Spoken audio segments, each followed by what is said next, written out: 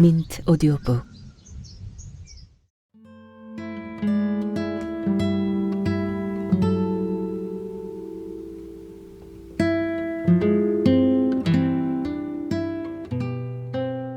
남편이 집으로 돌아왔을 때 순덕은 이미 옛날의 순덕이가 아니었다. 사람이 변해도 너무 변했다. 남편이 꼴도 보기 싫어졌다. 걸음걸이, 코를 고는 소리도 듣기 싫고 옷걸이에 걸려있는 옷도 보기 싫다. 음식을 씹어서 넘기는 소리, 밥 먹다 코를 푸는 것도 저질스럽고 먹기는 왜 그리 많이 먹는지 먹는 음식도 아깝다. 환장할 일이다. 무심천에 지는 달. 한옥예.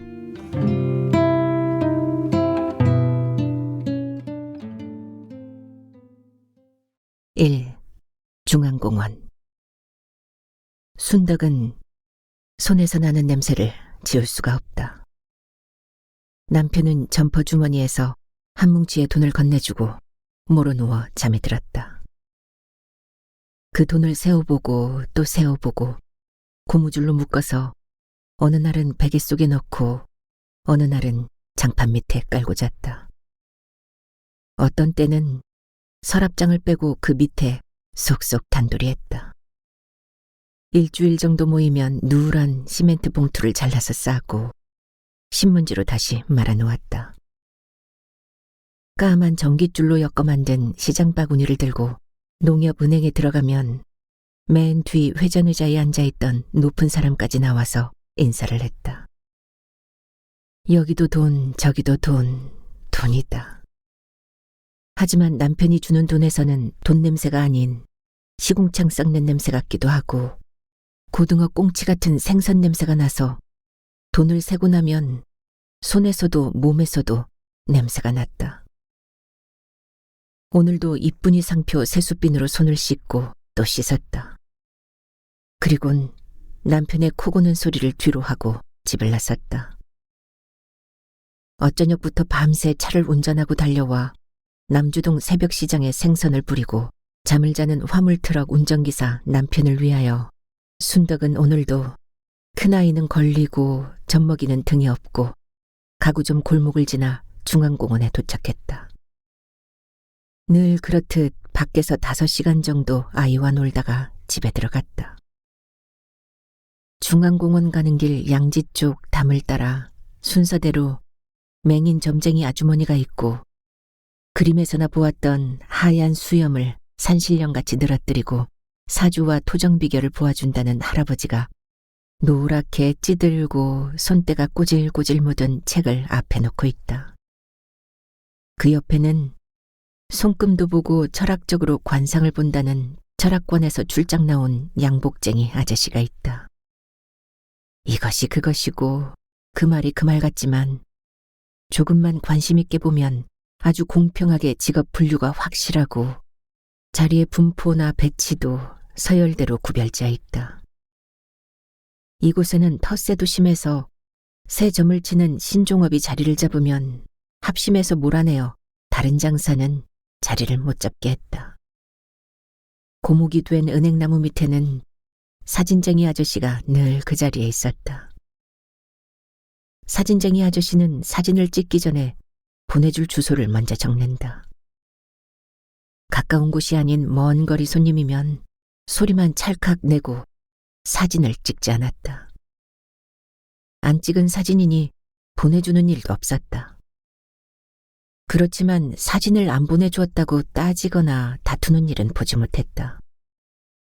다시 와서 따지거나 사진값을 돌려받는 것은 시간과 교통비가 배보다 배꼽이 더 큰 일이었다.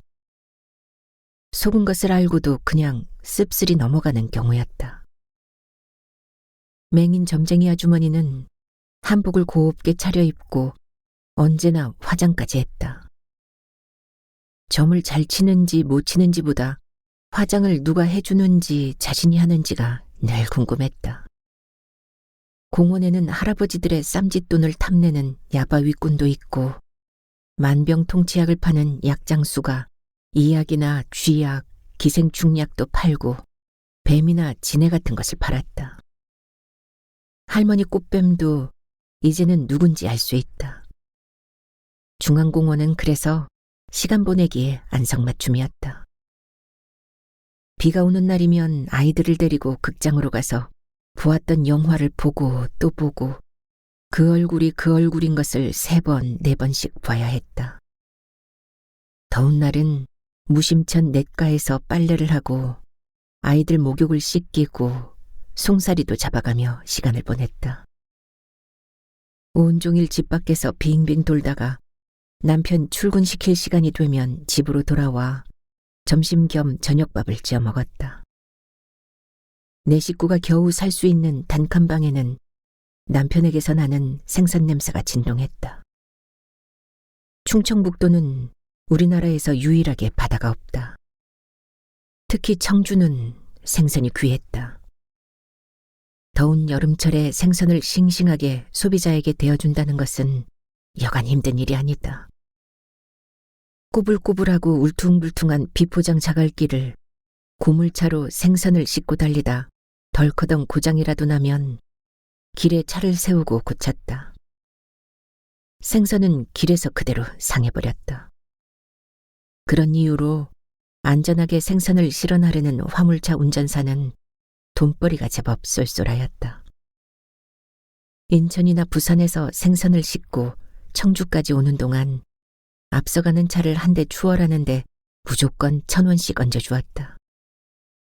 생선 주인은 처음부터 돈을 한 뭉치 들고 조수석에 앉았다. 밤새워 오는 동안 차 30대를 추월하면 3만 원이다. 예정된 시간 안에 도착하면 또 10,000원이다. 웬만한 사람 1년 월급이 하루 만에 뚝딱 들어왔다. 월급은 월급대로 나오고 주유소에서 기름 넣으면 주머니에 돈을 넣어주고 차가 고장나서 고치면 주머니에 또 돈이 들어왔다. 충청북도 청주에서 물 좋은 생선은 무조건 돈이 되니 돈 주는 사람이나 돈 받는 사람이나 당당했다. 생선 냄새가 좀 나기는 해도 돈 불어나는 소리가 들렸다. 그대로 1년만 고생하면 금방 부자가 될 것 같았다. 그러나 빨리빨리 서둘러야 되는 돈이어서 위험부담이 컸다. 1년 이상 화물차 운전을 할 수 있는 사람은 거의 없었다. 사고로 죽거나 다치거나 교통사고를 내고 감옥에 가기도 했다. 운수업은 운이 좋아야 돈을 벌고 살 수 있다고 운수업이라고 했던가. 보험제도가 자리 잡지 못한 때 인사사고가 나면 하루아침에 망하고 감옥에 가는 것이 운수업자와 운전기사의 운명이다. 순덕은 큰아이는 걸리고 작은아이는 없고 공원으로 극장으로 냇가로 다니면서 남편이 편하게 쉬게 하려고 무던히 애를 쓰며 무사고를 빌었다. 낮에 자는 잠이 행여 아이 때문에 방해가 될까 봐 노력한 보람도 없이 남편은 행인을 차로 밀어 발가락 4개를 절단해야 하는 사고가 났다. 신호등은 물론 도로 포장이 안 되고 건널목이나 중앙선도 없는 도로는 자동차가 사람보다 우선이었다. 쌩 하고 자동차가 지나가는 바람에 흙먼지를 뒤집어 쓰기도 하고 비 오는 날이면 모처럼 차려입고 나간 외출복에 지나가는 차가 철푸덕 흙탕물을 튀게 해 뒤집어 씌워도 차에 대고 눈 한 번 흘기면 그뿐이었다. 경적이라도 울려대면 길가에 그대로 서서 차가 지나가고 나면 가던 길을 갔다. 사고가 나던 그날도 사람이 길가에 있었다. 빵빵하면 당연히 비켜설 줄 알았는데 귀가 들리지 않았던 사람은 차가 오는 소리를 듣지 못하고 그대로 신장로를 건너다가 사고를 당했다. 남편은 감옥에 가게 되었다. 세상 물정 아무것도 모르고 남편이 벌어다 주는 돈으로 살림만 알뜰히 하고 아이를 키우던 순덕은 남편이 감옥에 들어가니 무엇을 어찌해야 할 바를 몰라 앞이 캄캄했다. 우선 생각나는 것이 중앙공원 장님 점쟁이를 찾아가서 점을 보았다. 장님은 앞이 안 보이니 거짓말을 안 하고 용할 것 같았다. 점쟁이는 다짜고짜 첫마디가 앞에 누가 있는 것처럼 말했다. 왔구나, 왔어. 아버지가 아들이 보고 싶어서 왔어. 남편이 어려서 세상을 떠나신 사진 한 장 못 본 시아버지가 찾아온 것이 화관이란다. 구슬해서 노여움을 풀고 잘 대접해 좋은 곳으로 보내드려야 한단다. 그래서 구슬했다. 구슬했다고 사람이 감옥에서 나온다는 보장도 없고 가만히 있을 수가 없어 아는 사람을 통해서 법원이나 경찰, 변호사 같은 빽이 있다는 사람들을 찾아 나섰다. 남편이 감옥에서 나올 수만 있다면 무슨 일인들 못하랴.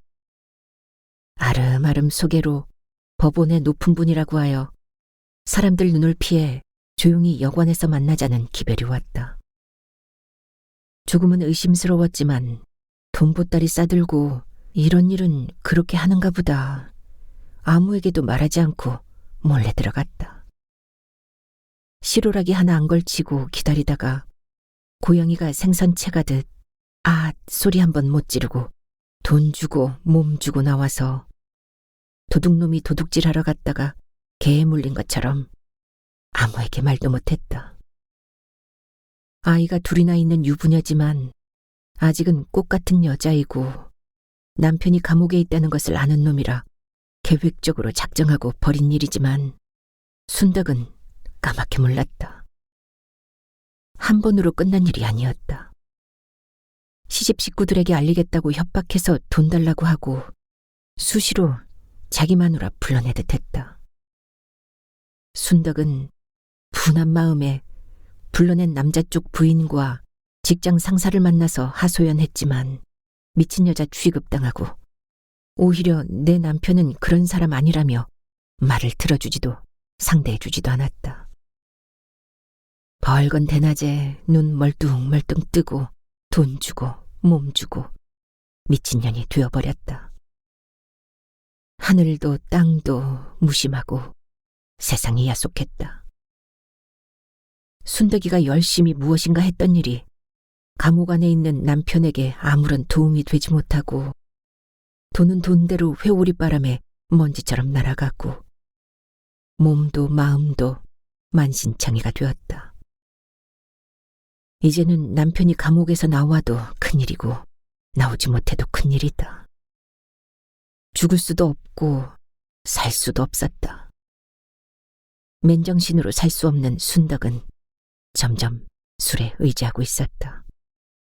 이 모충동에 부는 바람. 술 없이 잠을 잘 수 없다. 한 잔 소주가 두 잔이 되고 석 잔이 되더니 이제는 한 병을 먹어도 정신이 말짱하다.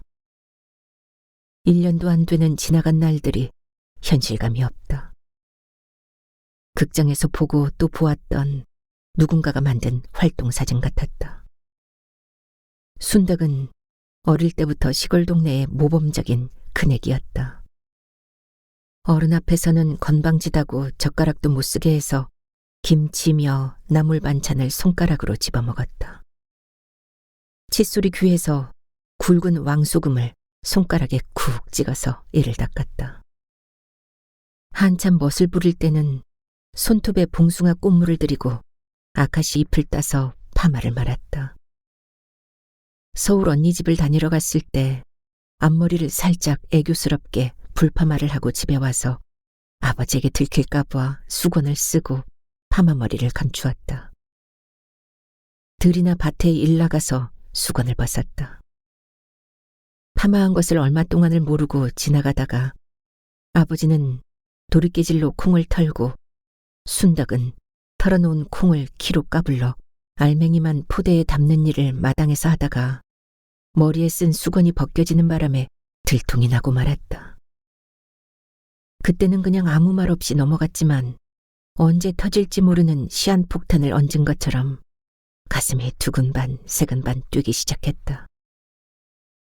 매도 먼저 맞는 것이 낫다고 이 고생을 하고 들킬 바에는 차라리 처음부터 펴놓고 매를 먼저 맞을 걸 애써 숨겨온 지난 시간까지 후회스러웠다. 한참을 아무 일 없이 조용히 지나갔다. 어느 장날 장에 가신 아버지는 김서방, 박서방 만나서 한 잔, 두 잔 하다가 술독에 빠져 들어오셨다.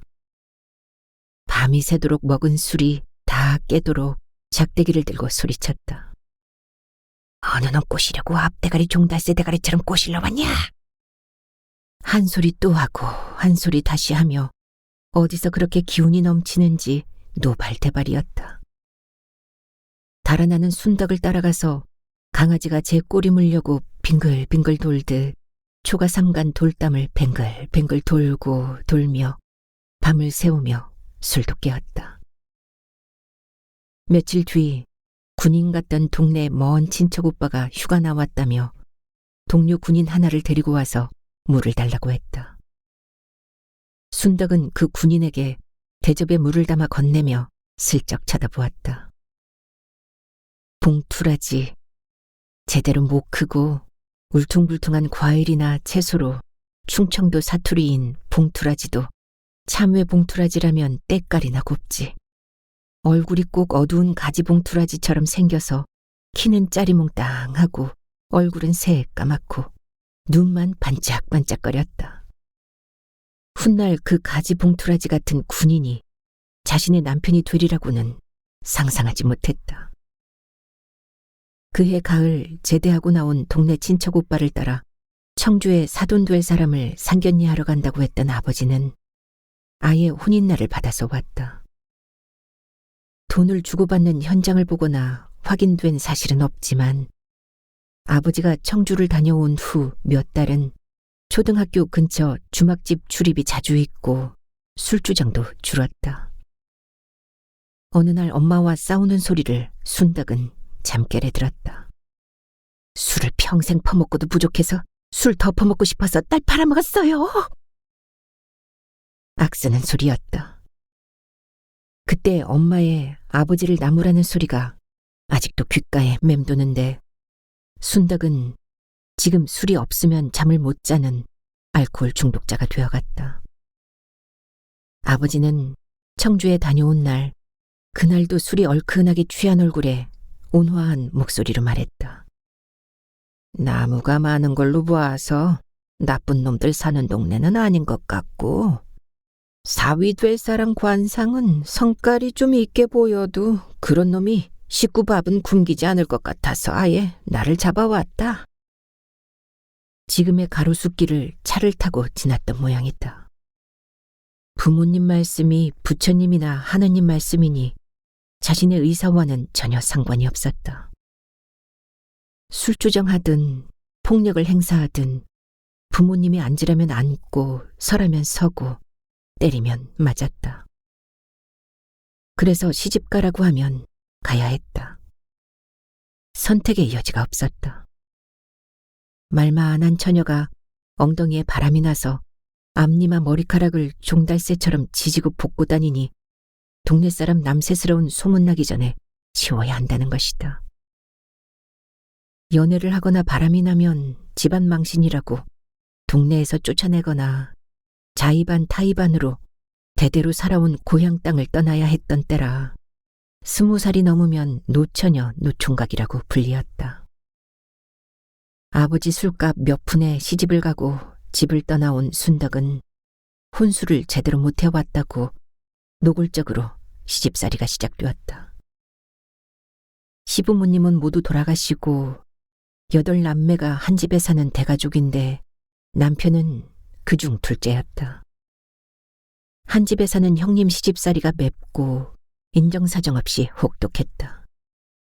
점심은 건너뛰고 아침 저녁만 먹는데 쌀은 형님이 주는 대로 쌀 한 바가지에 된장을 풀고 무청 시래기로 가마솥에 장정 10명의 죽을 만들어야 했다.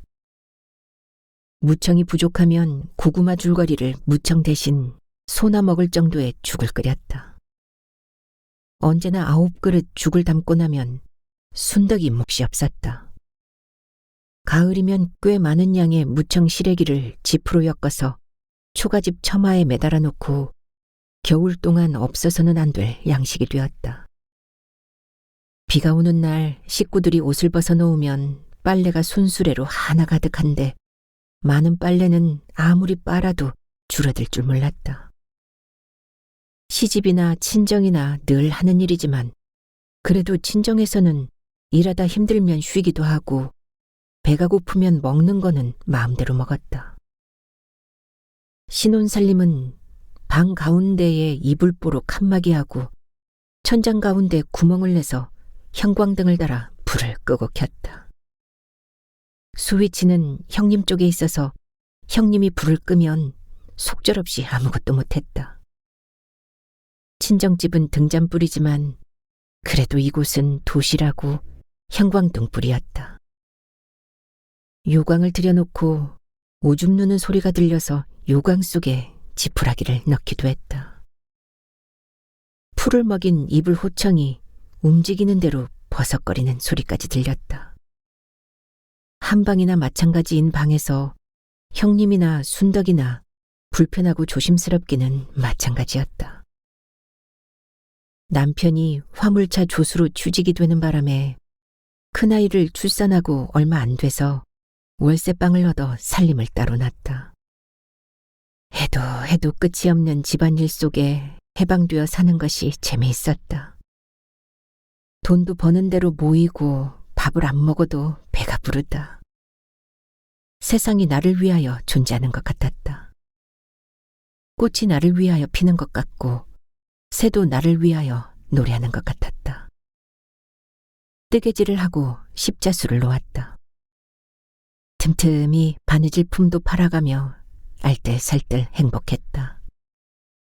둘째 아이를 임신하고 태몽 꿈이 좋아서인지 남편은 운전사로 진급도 하고 돈이 모이기 시작했다. 그러던 어느 날 트럭을 운전하고 일 나간 남편을 경찰서 유치장에서 만났다. 달개 모가지를 비틀어도 아침은 오고 뻐꾸기 시계에 뻐꾸기 주둥이를 틀어막아도 시간은 갔다. 죄의 값을 법대로 2년 반 몸으로 때우고 남편이 집으로 돌아왔을 때 순덕은 이미 옛날의 순덕이가 아니었다. 서로가 낯설고 서먹서먹했다. 쌀을 사라고 남편이 돈을 주면 화장품을 사고 월세를 내라고 돈을 주면 옷을 샀다. 남편이 집으로 돌아와 남편이 감옥에 있는 동안 순덕 법원에 다니는 늙은 남자와 순덕 바람이 났다. 처음에는 판사인가 검사인가라고 해서 만났는데 나중에 알고 보니 법원은 법원인데 집행관 사무실에 사무장이라고도 하고 경매 물건에 딱지 붙이는 사람이라고도 했다. 발 없는 소문은 날개가 되어 돌고 돌아 순덕이 남편에게도 들어갔다. 모아놓은 돈은 한 푼도 없는데 어떤 용도로 얼마의 돈을 쓴 건지 알 수 없어서 조심스럽게 물어보면 우물쭈물 피했다. 순덕은 알코올 중독에 정신까지 오락가락했다. 사람이 변해도 너무 변했다. 어찌하겠는가? 환자라지 않는가? 환자라니 환장할 일이다.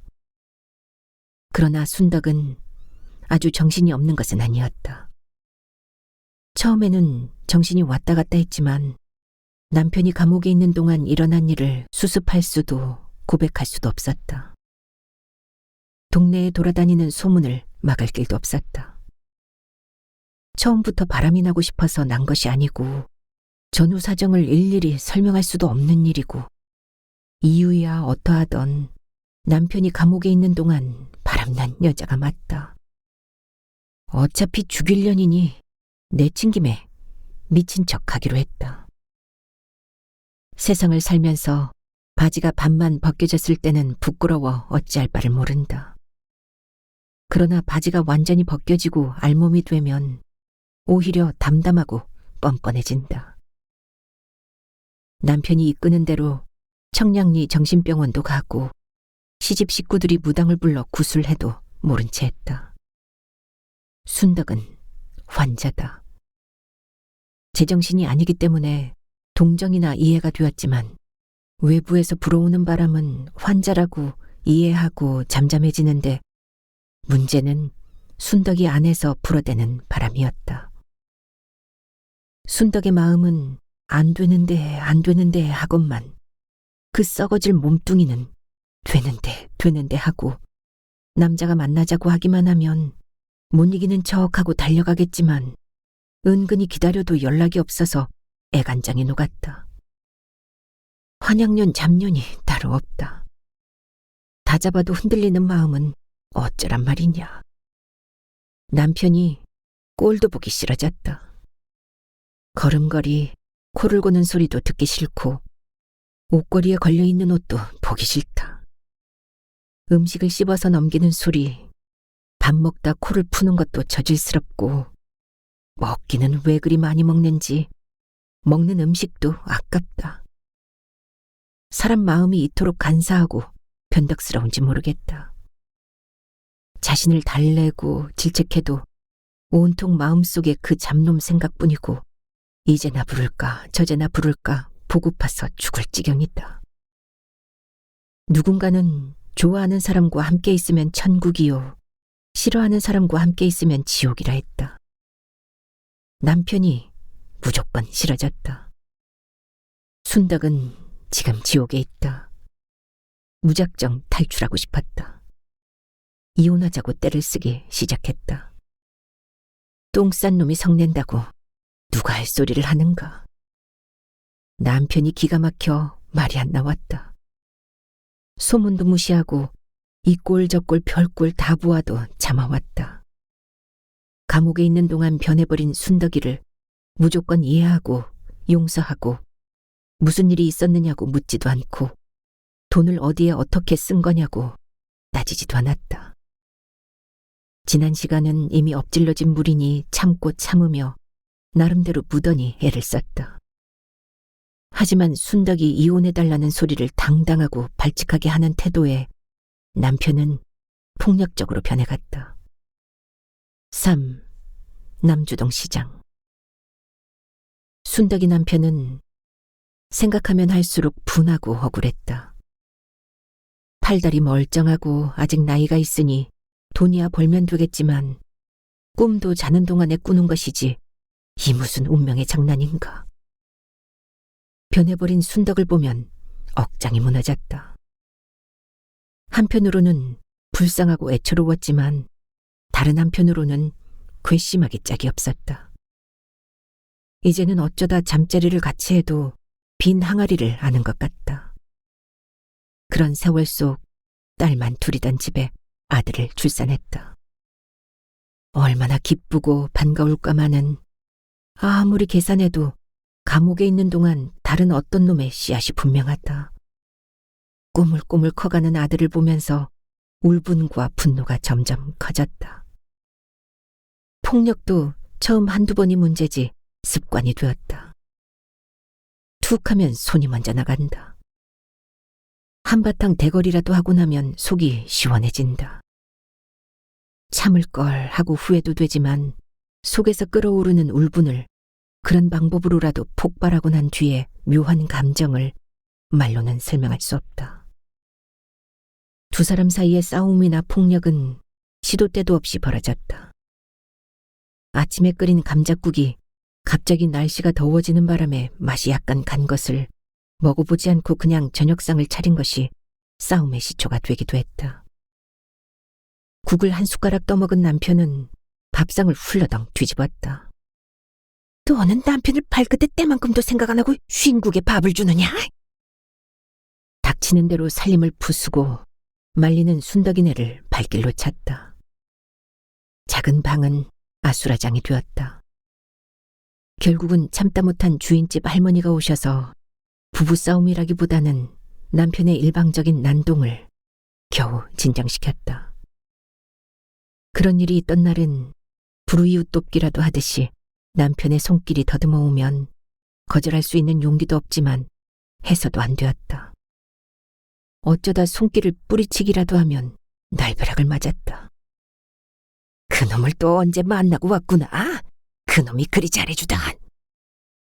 밤중이고 새벽이고 주먹이 날아오고 날로 심해지더니 이제는 의처증까지 생겨서 외출할 때 밖에서 문을 잠그고 그것도 성에 안 차서 얼마 안 되는 옷까지도 포대자루에 담아서 어디론가 가져가 버렸다.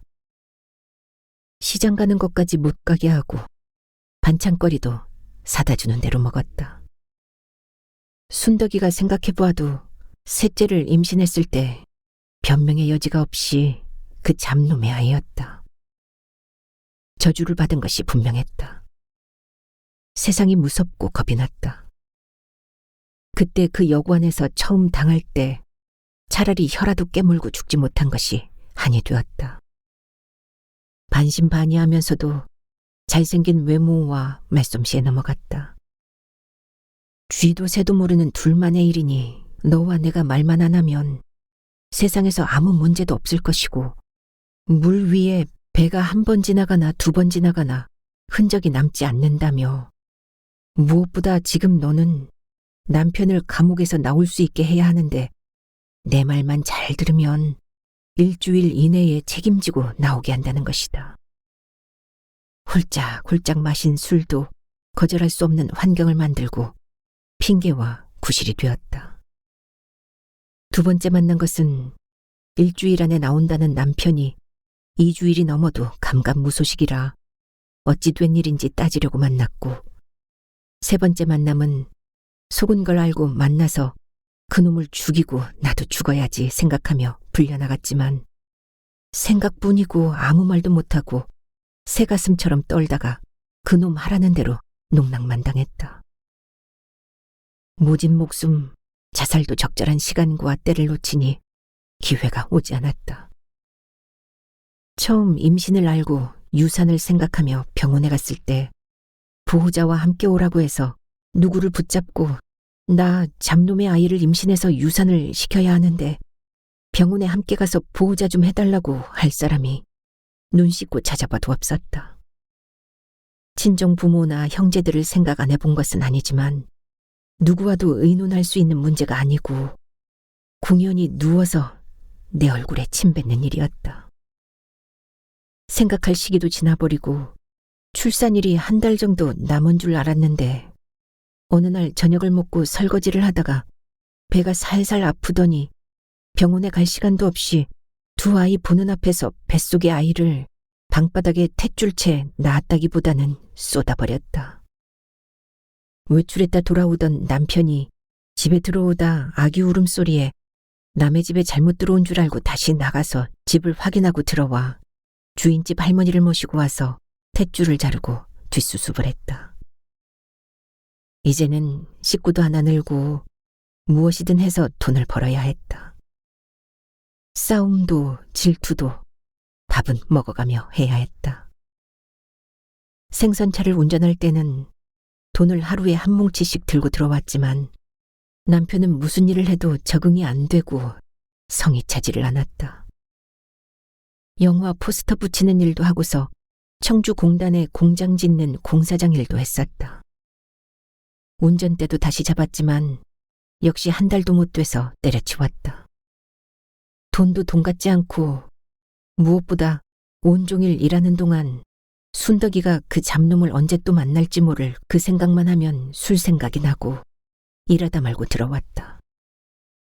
어디 갔다 왔느냐 바른 대로 말하라며 살림도 때려 부수고 그 다음날 무단 결근하는 악순환이 계속되었다. 순덕이가 숨통이 트인 것은 남편이 바람이 나고 붙었다. 산불을 끄는 방법의 하나는 맞불을 놓기도 한단다. 남주동 시장에 좌판을 놓고 생선 장사를 시작했다. 남편은 생선하고는 인연이 있었는지 생선 장사는 돈도 잘 벌리고 무엇보다도 다행스러운 것은 옆에 순댓국집 아줌마와 눈이 맞은 것이다. 순댓국집 여인도 남편과 자식이 있었다. 시장통 안에 순덕이 남편과 순댓국집 여자가 그렇고 그런 사이라고 소문이 솔솔 나기는 해도 당장 당사자인 순댓국집 남편은 모르는 척 조용했고 순덕이에게는 오히려 순댓국집 여자가 구세주였다. 생활비나 갖다 주고 손찌검이나 안 하고 제발 그놈 말만 안 하면 바람이고 태풍이고 문제가 아니었다. 아이들 셋하고 씨름하기도 하루가 부족했다. 그러나 그런 행운이나 행복마저도 오래가지 못했다. 생선가게 좌판도 순댓국집 문도 열기는 이른 시간이다. 아침 9시쯤 여관들만 줄지어 있는 골목길에서 가는 길인지 오는 길인지 알 수 없지만 밤을 새워 술을 마신 음주운전차에 순덕이 남편이 길 옆 전봇대에 끼면서 샌드위치가 되고 배가 터져서 창자에 바람이 들어가 고무풍선처럼 배가 불어나고 사망했다. 순댓국집 아줌마는 현장을 목격하고 놀라서 기절했지만 다친 것은 아니라고 했다. 누군가 구아부도 팔자 좋은 년이 된다고 하지만 순덕이는 남편의 죽음 앞에서 새 아이를 데리고 어찌 살아야 할지 그저 막막하기만 했다. 4. 음식 냄새. 시신은 수습이 불가능할 정도로 뭉개져서 대충 거적대기로 둘둘 말았다. 염을 하고 수의를 입힐 수 있는 상태가 아니었다. 아무리 죽으면 썩어질 몸뚱이라지만 산 사람이 차마 눈뜨고 보기 힘들었다. 썩기 시작한 사체에서 귀퀴한 피비린내가 퍼져나갔고 어디에서 날아왔는지 엄지손가락만한 왕파리떼가 날아든다. 그렇게 크고 많은 파리는 처음 봤다. 검정콩을 한 바가지 사체 위에 뿌린 것 같다. 장례를 치르고 3일도 채 안 돼서 초라하고 불쌍한 얼굴로 떼국이 뚝뚝 떨어지는 옷차림을 한 중년 여인이 순덕을 찾아왔다. 차를 운전한 가해자의 부인이라면서 얼마의 합의금을 신문지에 싸들고 와서 무조건 살려달라고 애원했다. 미리 연습했는지 술술 거미 똥구멍에서 거미줄 나오듯 엉키지도 않고 말이 줄줄이 잘 나왔다. 그 여자는 이럴 때일수록 냉정하게 생각하여야 한다며 죽은 사람은 어차피 죽었으니 산 사람은 쌍방간에 살아야 하므로 모든 서운한 감정은 뒤로 하고 솔직히 말하자면 자기 남편도 재수가 없어서 난 사고이고 가해자나 피해자나 불시에 당한 사고는 사고일 뿐이니 서로가 운명이나 현실을 받아들이자고 위로도 되고 협박도 되는 말을 변호사 뺨치게 정말 말을 잘했다. 자기 남편이 노부모까지 모시고 하루 벌어서 하루 먹고 사는데 이번 사고로 부모님이 질에 돌아가시게 생겼다며 합의 못하고 재판을 받게 되면 사람이 죽었으므로 빨라야 3년, 늦으면 5년 동안 감옥에 있어야 하는데 내일까지 합의서를 제출하지 못하면 경찰서에서 법원으로 넘어간단다. 그렇게 되면 이 합의금으로 자신이 아이들과 부모님 모시고 살아야 하고 이 돈을 받고 합의해주면 남편이 빨리 나와서 일을 해서 돈을 벌어 살 수 있으니 무리한 줄 알지만 결정의 시간은 오늘 하루라고 말했다. 순덕은 찾아온 여인에 대해서 아무것도 아는 것이 없었다. 그러나 여인은 순덕이의 지난 사생활까지 집안 사정 모두를 속속들이 염탐하고 이 집 숟가락이 몇 개인지 알고 온 모양이었다. 어르고 달래고 반은 협박과 반은 애원으로 돈은 부족한 줄 알지만 구할 수 있는 수단 모두 동원해서 가진 것이 전부라는 것이다. 몸도 마음도 지치고 남편이 사고를 냈을 때 물에 빠진 사람 지푸라기라도 잡고 싶던 지난날 일도 생각나서 무엇보다 오늘이 지나면 그 돈도 줄 수 없다고 말하는 처지가 같은 여자로서 눈앞의 여인이 안쓰러웠다. 그래서 그 돈이라도 받고 합의서에 도장을 찍었다. 모르면 약이고 알면 병이라 했다. 나중에 알고 보니 지역에서 돈푼이 나 있는 건설회사 사장이었고 전 재산이라고 주고 간 돈은 그 사람 하루 저녁 술값 정도밖에 되지 않았다. 노부모가 계신다는 것도 거짓이었다. 그러니까 그 여자가 합의하기 위하여 한 모든 행동과 말은 숨소리 빼고는 새빨간 거짓이고 연극이었다. 순덕은 어리석은 자신이 미워지기 시작했다. 세상이 원망스러웠다. 남편이 사고를 냈을 때도 사고를 당했을 때도 일어났던 일들을 생각하며 하나같이 일처리를 바보같이 했는지 모르겠다. 세상 사람 모두가 총과 칼만 안 들었지 사기꾼의 도둑년, 도둑놈 같았다. 이제는 사람이 무서웠다. 어떤 방법으로 죽을까 하고 구체적으로 생각했다. 삼남매와 함께 죽을까, 혼자 죽을까도 생각했다. 어린아이들도 배가 고파도 보채지도 않는다. 기가 죽어 어미가 무슨 생각을 하고 있는지도 모르고 눈치만 보고 있다. 어린 것이 무슨 죄가 있을까? 독약을 먹여도 의심 없이 믿고 먹을 것을 생각하니 정신이 번쩍 들었다. 이제는 안 죽을 핑계를 찾기 시작했다. 자살의 반대는 살자다. 죽고 싶다는 생각은 다른 말로 멋지게 살고 싶다는 간절한 소망이다. 부정의 부정은 긍정이므로 간절히 멋지게 살고 싶다. 어찌하면 삿입에 거미줄 칠까. 이제는 더 이상 잃을 것도 더 이상 망신당할 일도 없다. 열심히 살아서 원수도 갚고 은혜도 갚자. 세상의 모든 길은 로마와 통한다지만 로마보다 죽음이 더 가까이 연결된 것 같았다. 빨리 가든 돌아가든 지름길이든 세상의 모든 길은 죽음으로 연결되어 있고 누구는 조금 빠르게 누구는 조금 느리게 가는 것뿐이다. 어차피 죽을 때 되면 죽을 것이니 죽기 전에 세상을 향하여 욕도 하고 주먹질도 하고 무엇을 하든 이제는 남의 눈치 안 보고 내 마음대로 살아보자. 이런저런 생각을 하던 순덕이는 심한 시장기를 느꼈다. 배가 몹시 고팠다. 먹어야 살겠다. 찾아온 여인이 주고 간 돈을 들고 오랜만에 시장에 나갔다. 우선 옷을 샀다. 옷 잘 입은 거지는 잘 얻어먹는다고 했다. 다음에는 먹을 것을 샀다.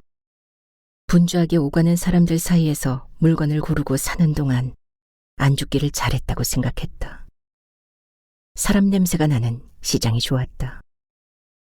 집으로 돌아와 밥도 하고 아이들이 좋아하는 불고기도 하고 밥 냄새, 불고기 냄새, 참기름 양념 냄새에 아이들은 오랜만에 생기가 돌고 제비새끼처럼 입을 벌리며 음식을 먹는 모습에 모처럼 순덕은 행복감과 책임감을 동시에 느꼈다. 그리고 다짐했다. 내가 어떠한 일이 있어도 이 세상에서 너희들은 지키리라. 그러나 무엇을 어찌해서 먹고 살고 공부를 시킬 것인가. 그저 막연하고 막막하여 답답했다. 먹는 장사를 하자. 먹는 장사를 하면 굶어 죽지는 않을 것이다. 사람이 굶어 죽어도 그 집에 문상 가서 부엌 먼저 본다는데 생각하다가 제일 먼저 생각난 것이 생선 장사였다. 그러나 고개를 저었다. 냄새가 싫었다. 먹기도 싫고 보기도 싫고 냄새가 싫은데 장사를 못하지 않는가. 생선 장사 말고 다른 장사를 천천히 생각했다. 참으로 장사의 종류가 많았다. 그렇게 장사가 수천 가지인지 예전에는 알지 못했다.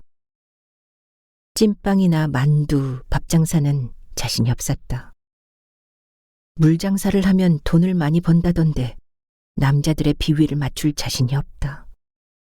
더욱이 혼자 사는 여자는 익은 음식과도 같아서 너도 나도 먼저 먹는 놈이 임자라고 껄떡거리고 먹자고 달려들면 감당이 안 될 것 같다. 하루 저녁에 기와집을 지었다가 부수고를 며칠 끝이 나질 않았다. 무조건 나가서 찾아보기로 했다.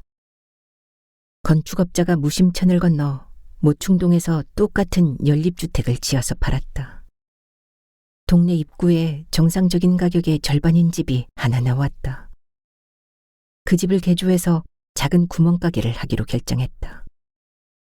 아이들 셋을 키우면서 할 수 있는 일은 나름대로 그것이 적절하다고 생각했다. 지금 사는 집 보증금과 보상금을 받은 돈을 합치면 살 수 있었다. 계약금을 내고 그곳으로 이사하기로 했다. 이사를 며칠 앞두고 형님이 뜬금없이 찾아왔다. 이런저런 일을 치르면서 서로 간에 도움을 주고받는 사이는 아니었다. 형님은 아주 진지하게 말했다. 그 집, 작은 아들이 사업에 실패해서 빚쟁이에게 시달리다가 집을 팔아달라고 해도 부모님이 안 팔아준다고 헛간에서 목을 매 자살한 흉가라네. 이 사람아, 아는 사람은 집을 사지 않아서 시세보다 절반값이야. 계약금을 포기하고라도 그곳으로 이사가지 말게나. 세상에 안 좋은 일은 맞는 법이네. 형님은 소문 듣고 놀라서 왔노라고 신신당부하고 갔다. 순덕은 형님이 고맙기도 하고 야속하기도 했다. 가진 돈으로 그 집이 아니면 다른 집은 비싸서 어림도 없었다. 세상에 사람 안 죽은 집이 어디 있나. 아무것도 모르고 그냥 가면 좋으련만 공연히 와서 말해주는 바람에 순덕의 마음이 찝찝했다. 5. 아들의 실종. 형님이 다녀간 뒤로 다른 곳을 알아보기 위해 밤고개나 안턱벌, 여기저기 몇 곳을 다니며 알아보았지만 계약금을 포기하고 남은 돈으로는 웬만한 집 전세금도 되지 않았다. 그래서 귀신이 있다고 해도 싸워볼 작정을 하고 누가 무슨 말을 해도 계약한 집으로 이사하기로 결심했다. 죽을 작정으로 하고 달려들면 무엇인들 못하랴. 단독주택인 살림집을 개조해서 대문 옆 헛간이 있던 자리에는 집 뒤 연립주택을 공사하고 여기저기 버려지는 나무 판때기를 주워다가 목수 아저씨들이 오며 가며 조금씩 도와주어 제법 그럴듯하게 전방 안에 좌판을 만들었다. 그 위에 라면땅과 쫀득이, 뽀빠이, 심리 알사탕도 진열하고 진달래, 도라지, 아리랑 담배, 튀김 아부레기도 팔고 콩나물은 시루에 물을 주어 길러서 팔고 막걸리는 말통으로 가져와서 항아리에 담아놓고 바가지로 퍼서 주전자로 팔았다. 위험하기는 해도 몰래 밀주도 해서 사온 막걸리에 섞어서 팔았다. 밀주는 법으로 금지되어 술 조사가 나와서 걸리면 벌금이 많이 나왔다. 그러나 술을 팔면 이윤도 많이 남았지만 그것보다 막걸리 맛이 좋아서 멀리에서도 사러 왔다. 손님들이 해달라는 대로 국밥이나 국수도 팔았다. 구멍가게라기보다는 선술집도 국밥집도 아닌 팔 수 있는 것은 다 파는 만물상이었다.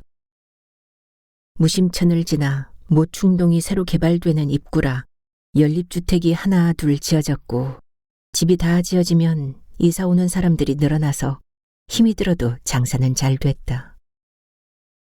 흉가라고 남들이 가면 다친다고 걱정하던 생각과는 달리 눈 뜨면 할 일이 태산이고 이런저런 일로 사람들이 들락날락하며 하루하루가 잘 갔다.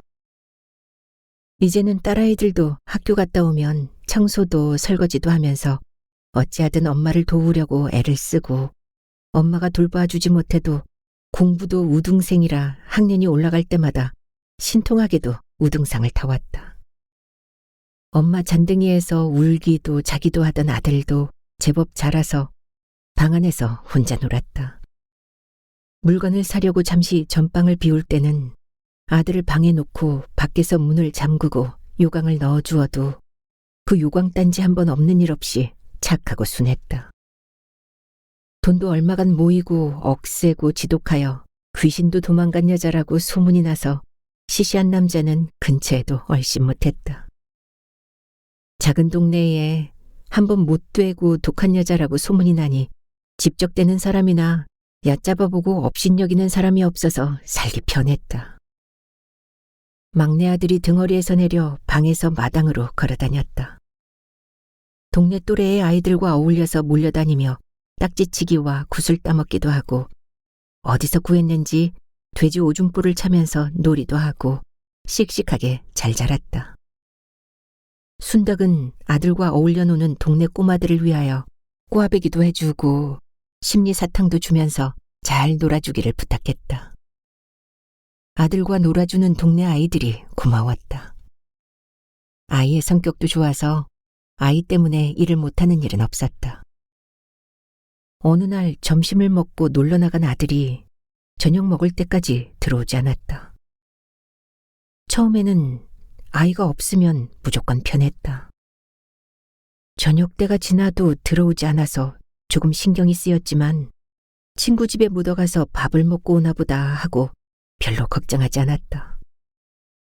순덕이도 집에서 아이들이 놀다가 조석 때가 되면 내 아이와 똑같이 밥을 먹여서 보냈으니 다른 집에서도 그러겠지 생각했다. 시간이 점점 지나 밤 11시가 넘어 통금 시간이 되어도 아들은 돌아오지 않았다. 점점 불길한 예감이 들기 시작했다. 딸아이들에게 걱정하지 말라고 윽박질러서 재우고 누워도 보고 앉아도 보고 서성서성 왔다 갔다 해도 영 잠이 올 것 같지 않았다. 온종일 종종걸음에 피곤한 몸은 머리를 방바닥에 대기만 하면 코를 골던 순덕이가 딸아이들에게는 내색하지 않았지만 이마에는 식은땀이 나고 머리가 쭈뼛쭈뼛 서고 무서운 생각에 소름이 돋았다. 방정맞은 생각을 안 할 수가 없었다. 어젯밤 꿈속에서 죽은 남편이 순덕이에게 술에 취해서 혀가 꼬부라져 무어라 말을 하는데 도대체 무슨 말인지 알아들을 수가 없었다. 그러고 아침부터 지금까지 깜박했다. 잠이 오지 않아 이 생각 저 생각하다가 어젯밤 꿈이 생각났다. 꿈에 나타난 남편이 무슨 말인가 하려던 것이 생각났다. 별일이다. 꿈을 잘 꾸는 편이 아닌데 남편이 꿈에 나타난 일과 그가 원수같이 미워하고 구박하던 아들이 안 들어온 것과 무슨 상관이 있단 말인가. 아이는 친구 따라가서 저녁을 먹고 놀다가 아마도 친구 집에서 잠이 들었을 것이다. 애써 마음을 다잡았다. 통행금지가 풀리고 날이 새면 바지에 똥 싼 아이처럼 잔뜩 주눅이 들어서 들어오겠지. 그러면 웃으며 괜찮다고, 그럴 수도 있다고 부드럽게 안아줄까, 아니면 버르장머리가 될까 봐 아주 무서운 얼굴로 야단야단 치면서 내가 너 때문에 얼마나 걱정을 한 줄 아느냐라고 종아리를 때리며 혼쭐을 내줄까 생각하다가 그것은 아이가 들어오고 나면 그때 생각하기로 했다. 뜬 눈으로 밤을 새우고 아침을 먹는 둥 마는 둥 하고 딸 둘이 학교에 가고 전방문을 열어서 청소까지 끝내도 아이는 나타나지 않았다. 자꾸만 불길한 예감이 들었다. 가만히 있을 일이 아니다. 전방문을 닫고 아들과 함께 놀던 또래의 아이들 집을 찾아 나섰다. 막상 나서니 그것도 쉬운 일이 아니었다. 아이들 이름도 제대로 알지 못했고 집은 더욱 몰랐다. 전방일에 바빠서 시간도 없었고 아이들에게 관심이 없어서 오면 오고 가면 가나보다 했었다. 이름이나 어디서 사는 누구 집 아들인지 묻지도 않았고 알지도 못했다. 사는 게 바빠서 아이에게 너무 무심했나 후회하며 어림짐작으로 몇 집을 물어 아이를 찾아보았지만 이렇다 할 행적을 찾지 못했다. 그러다가 아이 하나가 말해주었다. 메뚜기 잡으러 무심천에 가자고 찾아왔었는데 안 간다고 했다며 아들 혼자서 무심천 쪽으로 가는 걸 보았다는 것이다. 그것이 유일한 단서였다. 순덕은 무심천 이쪽 뚝에서 저쪽 뚝까지 이잡듯이 뒤져도 아이의 흔적은 찾지 못했다. 솔직히 말하면 잡초와 호박 넝쿨이 우거져서 제대로 찾아볼 수가 없었다. 아이는 다음 날도 그 다음 날도 들어오지 않았다. 파출소에 아이의 실종 신고를 했다. 전방문은 열려있는 시간보다 닫혀있는 시간이 더 많아지기 시작했다. 순덕이의 외출이 잦아졌다.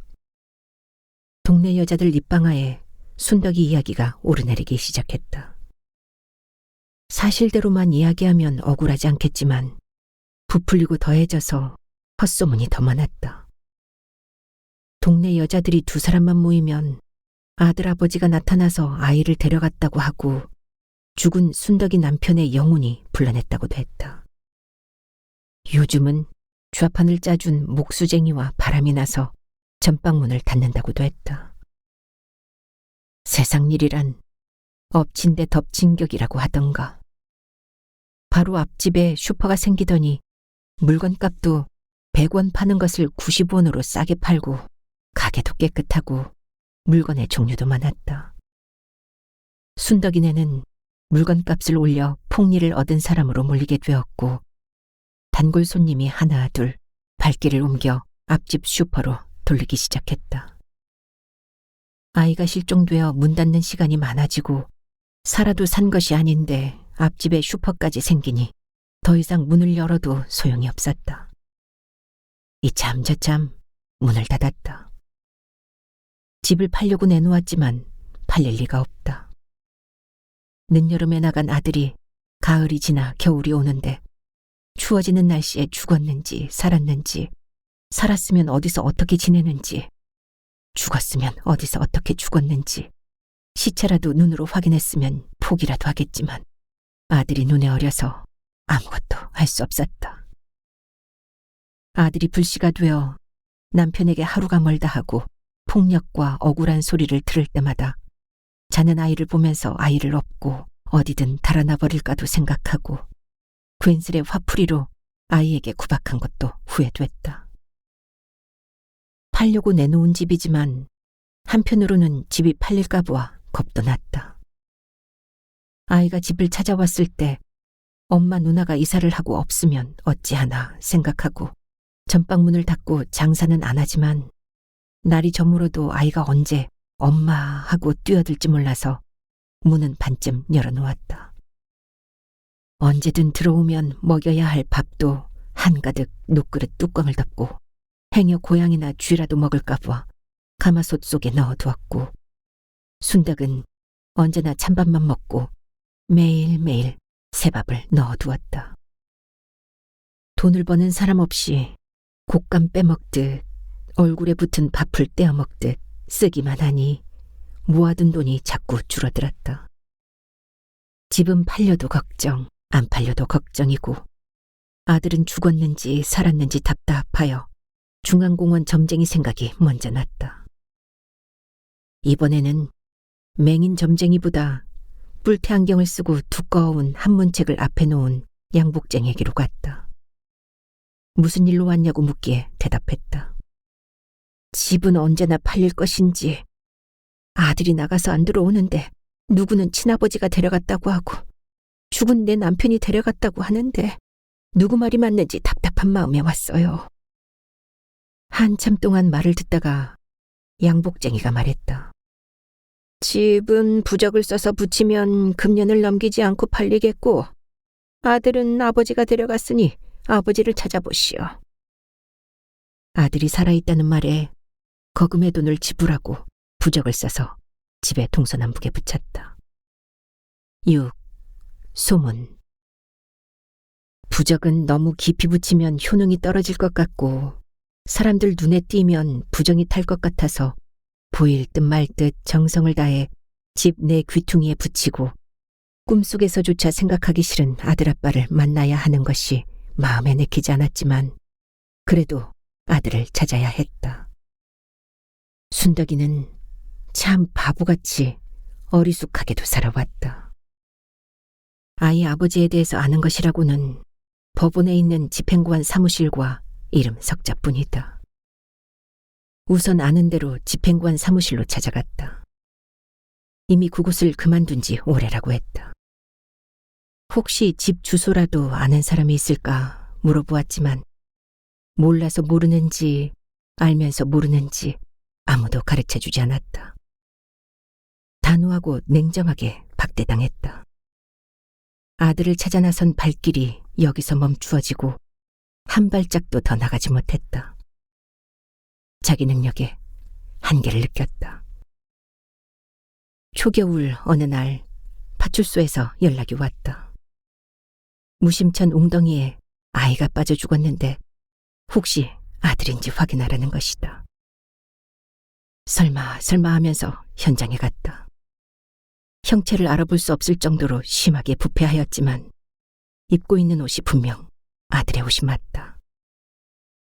쇠스랑으로 웅덩이에서 건져 올린 아이는 심하게 악취가 나서 엄마인 순덕이도 다가갈 수 없을 정도로 오물을 뒤집어 쓴 사체였다. 웅덩이는 그냥 웅덩이가 아니고 똥을 퍼다 모아놓은 똥통이었다. 아이를 찾으려고 웅덩이 옆 뚝방을 몇 번인가 지나갔지만 잡초와 호박넝쿨이 우거지고 무엇보다 인분 냄새가 심해서 예사로이 지나쳤던 곳이다. 부모는 죽으면 땅에 묻고 자식은 죽으면 가슴에 묻는다고 했다. 남편도 자식도 제 발로 멀쩡하게 걸어나가 죽음으로 돌아왔다. 순덕은 전생에 무슨 죄가 많아서 이런 벌을 받는가 싶었다. 부록이 지난 나이지만 마음은 청춘인데 피가 말라서 생리마저 언제부터인지 끊어졌다. 피가 마르고 뼈가 녹을 일이다. 냄새 맡는 기능도 고장나서 지독한 냄새가 아닌 것은 맡을 수가 없어서 좋은 점도 있고 나쁜 점도 있다. 시력도 떨어져 멀리에서 오는 사람은 어느 정도 가까운 거리에 올 때까지 알아보지 못하여서 인사를 안 한다고 오해받는 일도 종종 있었다. 몸뚱이 하나가 재산이고 천년만년 살 것처럼 불도저같이 밀고 다녔지만 그런 몸뚱이마저 하나 둘 고장나기 시작했다. 아들이 주검으로 돌아오고 생업마저 폐업하여 한치 앞이 안 보이는 낭떠러지에 고립된 기분이다. 날이 어두워지면 집 밖에는 물론이고 집 안에서도 무서워서 견딜 수가 없다. 헛간이 있던 자리 빈 전방을 지나면 뒤에서 누가 잡아당기는 것 같았다. 밤이 새도록 집에 있는 전깃불이라는 불은 있는 대로 다 켜놓고 부족해서 이 구석 저 구석에 촛불을 켜놓고 향을 피웠다. 막연히 향냄새가 무서움을 떨치는데 도움이 될 것 같았는데 가만히 생각하니 사람이 죽었을 때나 제사 지낼 때 피우는 향은 어쩐지 귀신을 부르는 것 같아서 향을 피우거나 촛불을 켜지 않았다. 대신 담배를 피우기 시작했다. 답답한 가슴을 담배 연기와 함께 숨을 몰아 쉬면 조금은 숨통이 튀었다. 깊은 밤 혼자서 피워대는 구름과자 맛은 살아서 숨쉬고 있다는 유일한 낙이었다. 언제부터인가 누가 먼저랄 것도 없이 무심천 여기저기 말뚝을 받고 새끼줄을 치고 먼저 맡은 사람이 임자인 하천부지다. 뚝방 밑 하천의 커다란 웅덩이를 파고 가을에서 봄까지 동네 이 집 저 집 푸세식 화장실을 무료로 퍼주고 청소까지 해주며 모아놓은 인부는 봄이 되면 호박구덩이는 물론이고 수박이나 참외, 옥수수, 무, 배추, 파, 감자, 고구마, 콩 같은 수많은 채소밭의 유일한 밑거름이다. 하천 부지 땅은 모아놓았다가 퍼주는 인분 덕분에 기름진 옥토가 되어 산비탈에 개간한 따비밭이나 하늘만 쳐다본다는 천수답과 칸칸이 다랭이진 논에는 비교할 수 없게 곡식이 잘 크고 농사지을 거리도 멀지 않아 씨만 뿌리면 농작물은 기름이 줄줄 흐르게 잘 자랐다. 문제는 비가 많이 내려 홍수가 나고 큰 물이 차면 순식간에 쓸려버려서 품삯은 고사하고 씨앗도 못 건지는 해가 가끔 있었다. 호박이나 수박이 넝쿨째 둥둥 떠내려가고 어느 해는 돼지나 송아지, 개와 심지어 사람까지 떠내려갔다. 불타고 난 자리는 건질 것이 있어도 물난리 난 뒤에는 건질 것이 없다고 했나 보다. 그러나 떠내려가는 해보다 안 떠내려가는 해가 더 많아서 위험 부담이 있어도 열심히 농사를 지었다. 특히 호박은 무심천변에 끝도 없이 심어졌다. 호박이야말로 잎부터 시작해서 애호박, 늙은 호박 속에 있는 씨까지 버리는 것이 하나도 없다. 애기 낳고 해산한 산모는 붓기 빠지라고 약으로 먹고 호박엿에 호박떡, 부침개와 나물로 먹을 것이 귀한 때라 반양식이나 다름이 없었다. 겨우내 모인 인분이 봄이 되면 부지런히 호박 구덩이에 옮겨지고 빈 웅덩이는 여름 동안 빗물이 고여 방치되지만 위험을 알리는 안내판이나 안전장치로 새끼줄 하나 쳐져 있지 않았다. 점을 보았을 때 죽은 아들이 살아있고 아이 아빠가 데려갔다고 말한 거짓말쟁이 점쟁이에게 분노를 느꼈다. 중앙공원 양복쟁이 점쟁이에게 당신 점이 틀렸다고 엉터리라고 따지러 갈까 생각했다. 가서 조용조용히 말을 할까. 공원이 훌렁 뒤집히도록 너도 망신 나도 망신 두제배를 할까. 밤이 새도록 속은 것이 분해서 이리저리 궁리하지만 막상 날이 새고 아침이 밝아오니 용기를 내어 발길을 옮기지 못했다. 깊이 생각하니 힘들 때 찾아가서 친절하게 상황 설명도 잘해주고 내가 원하는 답이 무엇인지까지 대화 속에서 가르쳐 주었다. 이것이냐 저것이냐 갈림길에서 답은 언제나 반반이다. 점쟁이도 장사인지라 가능하면 소비자가 원하는 답으로 가면 복채도 두둑하고 서로가 기분 좋은 일이다. 답은 점을 보러 온 사람이 알고 있지 않나. 다만 결정을 못해서 온 것뿐이다. 팔남매에 형제가 있으면 무얼 하나. 하다못해 면사무소 서기 하나 없고 초등학교 소사자리에 있는 사람 하나 없다.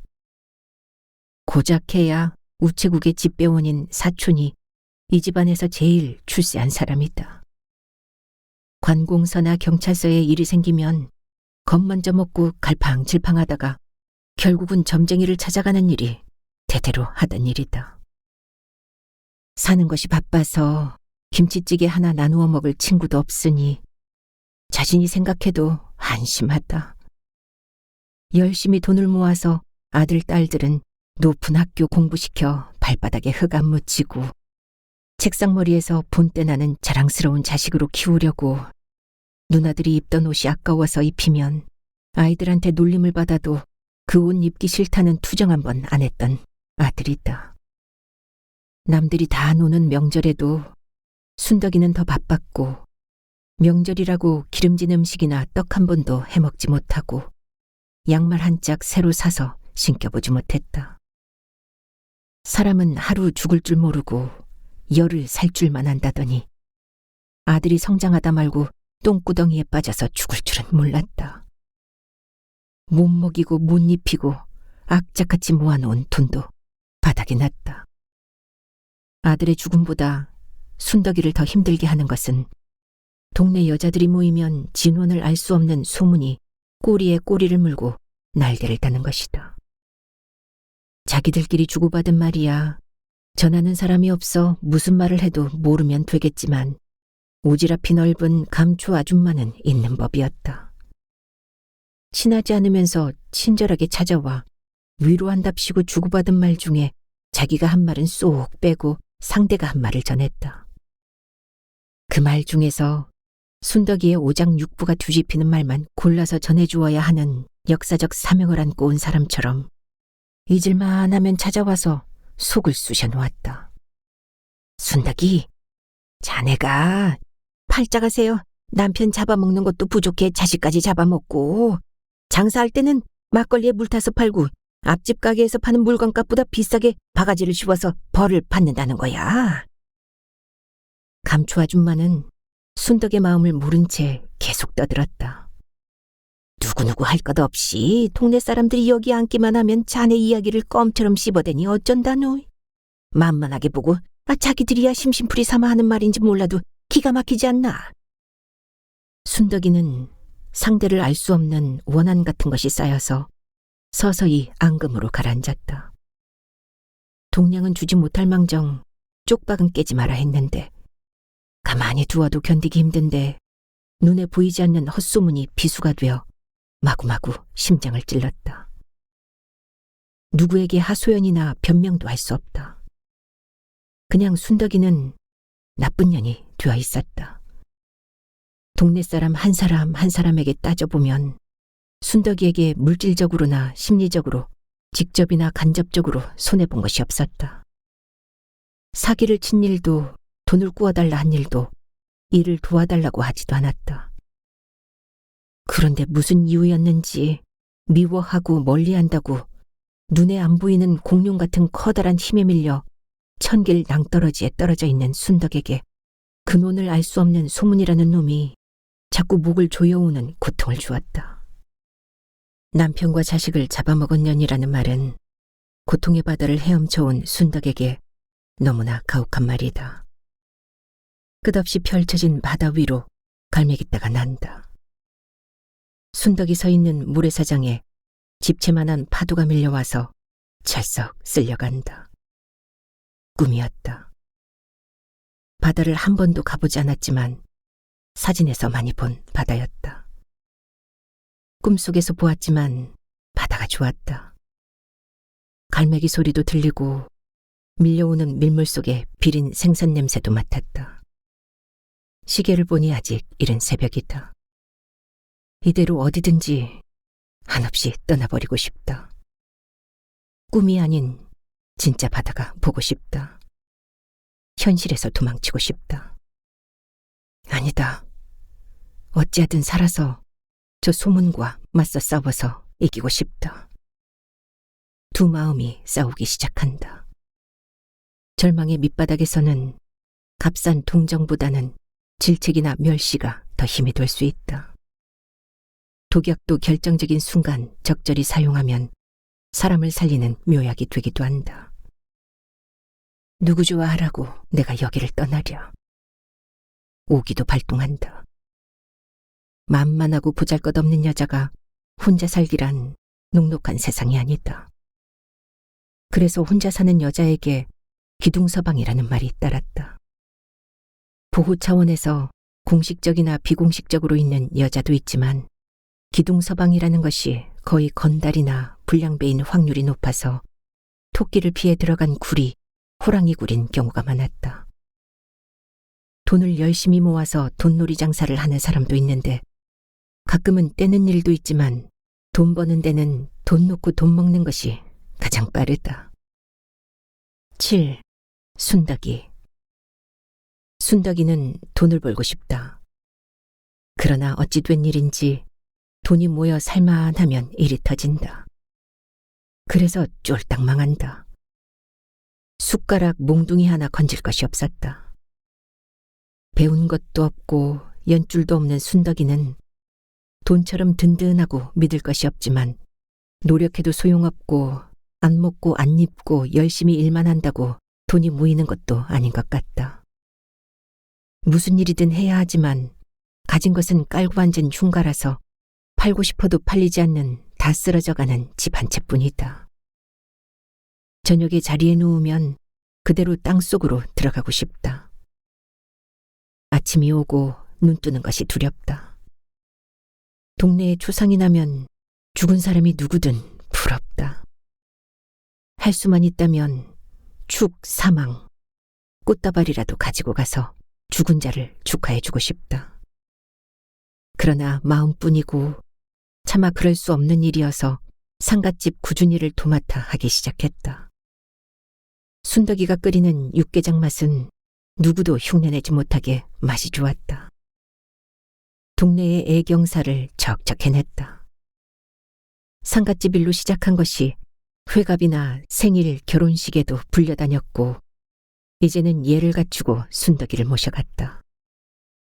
그러던 어느 날 동네에 돈푼이나 있는 지역 유지로 대대로 방귀 좀 뀌고 산다는 집안 어른이 노환으로 돌아가셨다. 7일 장례를 치르고 부족해서 살아있는 사람 잘 되고 저승 가는 길도 좋은 곳으로 편히 가라고 길 닦는 굿을 시작했다. 굿은 쉬지 않고 3일 동안 계속되었다.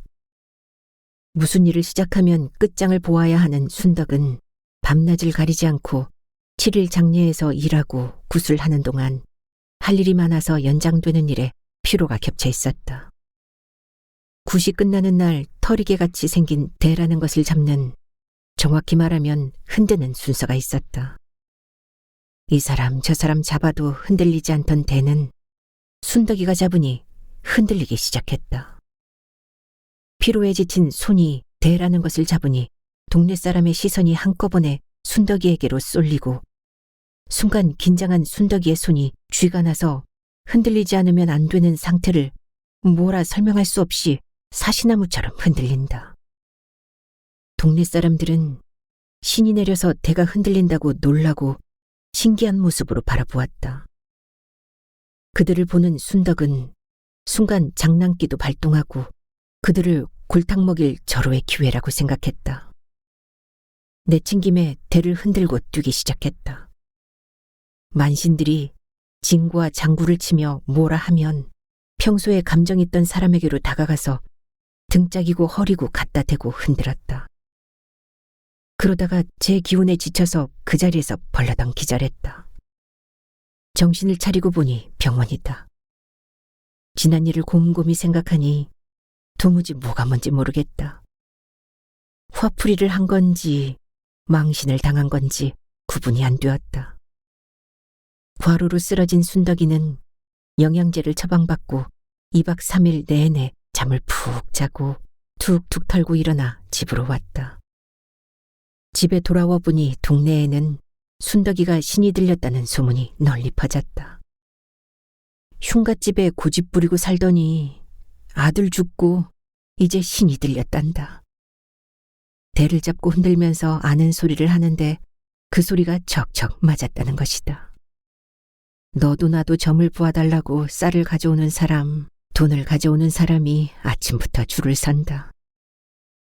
전빵을 하면서 막걸리와 국밥을 먹으며 동네 사람들이 하는 이야기를 들었다. 이 사람은 저 사람 이야기하고 저 사람은 이 사람 이야기하며 둘만이 아는 절대 비밀이라는 이야기를 듣고 싶어서 들은 것이 아니고 오며 가며 들었다. 그런 이야기들이 대를 잡으면 의식과 무의식 중에 지컬인 모양이다. 처음에 신이 내리면 잘 맞춘다고 제법 두둑한 봉투를 내밀며 다른 사람 말고 나만 부어달라는 사람도 줄을 섰다. 순덕이 소문을 듣고 찾아든 사람은 지난번 구술했던 서울에서 용하다고 모셔온 만신 할머니였다. 할머니는 순덕이를 설득하기 시작했다. 선생과 제자로 부모와 자식같이 서로가 도움을 주고받으며 의지하고 살자. 순덕은 인정하기 싫어하겠지만 분명 보통 사람이 아닌 신기가 있어 조금만 도와주면 유능한 만신이 될 수 있다. 아직은 이 바닥의 어린 나이이니 이왕에 이렇게 된 것 돈을 많이 벌 수 있는 기회를 놓치는 것은 물론이고 고집 부리고 이 일을 안 하면 3년 이내에 이 집에서 또 한 사람이 죽는다고 말했다.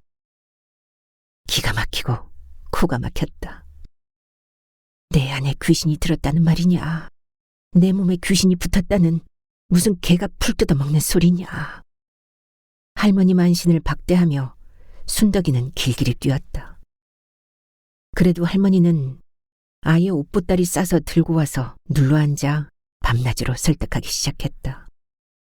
지금은 세상이 달라져서 돈 많으면 양반이고 돈 없으면 상놈이다. 남의 집 담 구멍을 뚫는 것도 아니고 칼을 들고 강도질을 하는 것도 아니다. 돈을 들고 줄을 서는 저 사람들은 순덕이가 아니더라도 어디 가서 점을 보는 데에 그 돈을 쓸 것이다. 들어오는 돈을 막을 필요가 없고 나가는 돈 또한 잡을 수 없으니 답답하고 갈팡질팡하며 찾아오는 사람들을 위하여 좋은 길로 인도하고 마음을 안정시켜 세상에 누구에게도 말할 수 없는 고민도 들어주고 상담해주며 수고비로 받는 돈이다. 남의 돈을 그냥 받는 것이 아니고 정신이나 육체적 노동의 수고비로 받는 직업이라고 생각하면 되는 것이다. 들어오는 돈 모이면 남을 위한 좋은 일도 하고 살면 되는 것이지 이토록 고집을 부려야 할 필요가 무엇이냐. 어르고 달래는 만신 할머니에게 무엇보다 순덕이의 마음을 돌리게 한 것은 난생 처음 진심이 담긴 애틋한 정을 느꼈기 때문이다. 모든 것은 운명으로 받아들이고 만신이 되기로 결심했다. 이것이 길이라면 운명으로 정해진 길을 두고 옆으로 갈 수는 없는 일이다. 전방을 하던 자리는 제사상이 차려지고 통돼지가 제물이 되어 내림구판이 벌어졌다. 날이 시퍼런 작두를 타고 떡시루를 이고 덩실덩실 춤을 추었다.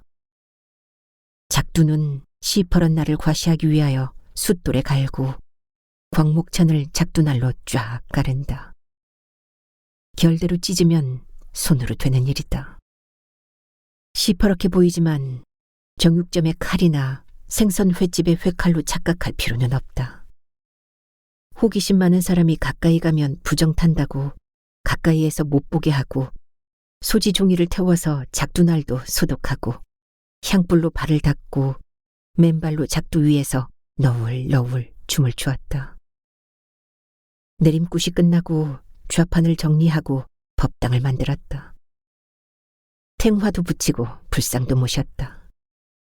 큰 길가집이라 목이 좋았다. 대나무 장대를 세우고 붉은 깃발을 달았다. 만신지빈이 점을 보러 오라는 신호다. 순덕은 아들의 동자신이 붙었다고 했다. 그래서 유난히 사탕을 좋아한다며 동자 불상 앞에 알록달록한 사탕 봉지가 수북이 쌓여 있다. 앞마당에는 굿당도 차렸다. 야단법석 난리 구판이 끝나고 본격적으로 영업이 시작됐다. 직성대로 점을 보는 것보다는 신어머니 독선생에게 야학으로 보충 수업이 필요했다. 점을 보기 전에 관상을 먼저 보라고 했다. 옷차림으로 사는 형편을 상중하를 점을 친다.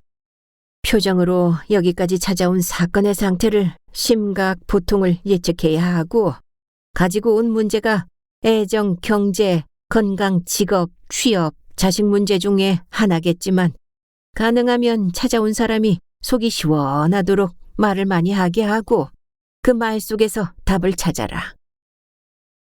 만신이나 무당을 세상 사람들이 만만하게 보지만 선택받은 자만이 할 수 있는 종합예술이라며 자부심도 심어주었다. 틈틈이 장구도 가르치고 축원문이나 경문도 외우게 하고 덩실덩실 추는 춤도 철저하게 개인 지도를 받았다. 낮에는 찾아오는 사람들의 풀리지 않는 문제를 상담하여 풀어주며 구판도 벌어지는 밤이면 개인 지도에 눈코 뜰 시간도 없이 돈이 벌리고 무속인 기술을 배우는 재미에 살아가는 보람도 느꼈다. 구슬하고 나서 어떤 이는 아픈 사람도 벌떡 일어나고 어떤 이는 잘 안 되던 사업도 잘 되고 집을 나간 남편이 돌아오고 용하다는 소문이 멀리 퍼져나갔다. 순덕은 누구보다 총기가 좋고 눈치가 빨라서 하나를 가르쳐주면 열을 알았다. 기술이 늘어서 이제는 손님의 옷차림이나 표정으로 나이와 직업만 말하면 무슨 일로 왔는지 척척 맞힌다. 쪽집게 점쟁이가 되어갔다. 8. 만남. 친정부모의 정도 모르고 시부모는 얼굴도 모르는 순덕이는 신어머니에게 많은 도움과 의지가 되었다. 그러나 정들자 이별이라더니 더 이상 가르칠 것이 없어서 떠난다고 했다. 세상의 이치는 양과 음으로 되어 있고 짝이 되어 있으니 이별은 만남과 짝인가 보다. 떠나기 전 며칠을 대청소도 하고 밑반찬과 김치도 담가놓고 물가에 어린아이 두고 떠나는 엄마처럼 이제 헤어지면 다시 만날 기약이 없다며 이런저런 이야기로 밤을 새웠다. 점을 치고 상담하여 처방으로 부적을 주고 구술하는 것은 사람의 마음은 기분에 살고 기분에 죽을 수 있어 마음속 믿음을 더하게 도와주는 것이다. 복은 저마다 가지고 있는 그릇만큼 담는 것이라 복을 담을 그릇을 키우는 일도 도와주고 교통사고의 시간을 미리 예방하여 그 길을 가지 않게 하거나 시간을 늦추거나 빨리 가게 해서 사고의 시간은 순간이니 비켜나가게 하는 것이다. 사는 것이 재미있고 행복해서 어찌하면 좋으냐 하는 일로 이곳에 찾아오는 사람은 없다. 귀신은 약하면 붙게 마련이고 돈 잃고 사람 잃고 건강까지 잃는 것이 순서다. 욕심과 고집을 내려놓고 가면 세상 살기 수월하다며 사람마다 가지고 사는 사연이 있는 법이니 죽어서 나무 코트를 입어야 끝나는 일이다. 이 집은 도깨비 터라. 도깨비는 변덕이 심해 사람이 구름처럼 몰려왔다가도 겨울날 해수욕장에 사람처럼 빠져나가듯이 한 사람도 안 올 수도 있다. 중은 제 머리 못 깎고 점쟁이는 제 점 못 치는 법이니 오르막 있으면 분명 내리막도 있으니 일할 수 있을 때 열심히 해라. 신어머니는 아리송한 말을 했다. 많은 이야기를 했지만 막상 신어머니 이야기는 어디서 왔다가 어디로 가는지 말하지 않았다. 궁금한 것이 많았지만 왠지 물어보아도 대답하지 않을 것 같고 물어보아서도 안 될 것 같았다. 오실 때 막지 못한 것처럼 가실 때도 잡지 못할 걸 알았다. 순덕이가 가진 것은 신어머니에게 드릴 수 있는 돈밖에 없었다. 그동안 수고비를 나름대로 서운하지 않게 넉넉히 챙겨드렸다. 이별은 언제나 슬픈 것이다. 남편의 죽음과 아들의 죽음과는 또 다른 이별을 하고 가슴 한쪽으로 구멍이 뚫린 것처럼 허전하다. 신어머니의 빈자리는 너무 컸다. 순덕아 부르는 환청까지 들리고 밖에서 들어오는 듯하다. 외출했다 들어오면 어머니 하고 먼저 부른다. 집이 괜스레 너무 크고 허전하다. 앉은 자리, 선 자리, 집 구석구석 신어머니 손길이 안 닿은 곳이 없었다. 순덕이가 좋아하는 오이 소박이를 담가 놓았다. 오이 소박이만 있으면 찬밥에 물 말아서 밥을 씹지 않아도 꿀떡꿀떡 잘도 넘어가던 것이 신어머니가 떠난 지금은 목에 걸려서 넘어가질 않는다. 밥알이 모래처럼 입안에서 굴러다닌다. 두 다리 쭉 펴고 절푸덕 주저앉아 펑펑 울었다. 닭똥 같은 눈물이 텀벙텀벙 떨어졌다. 순덕은 감정도 눈물도 없는 독한 여자라고 스스로 생각했는데 이토록 슬퍼질 줄 몰랐다. 피를 나눈 형제도 살을 섞은 부부도 아니건만 그놈의 지랄 같은 정 때문에 떠난 자리가 너무 커서 도저히 견딜 수가 없다. 이토록 힘이 들 줄 알았다면 가지 말라는 말이라도 한번 해볼 걸 하는 후회도 했다.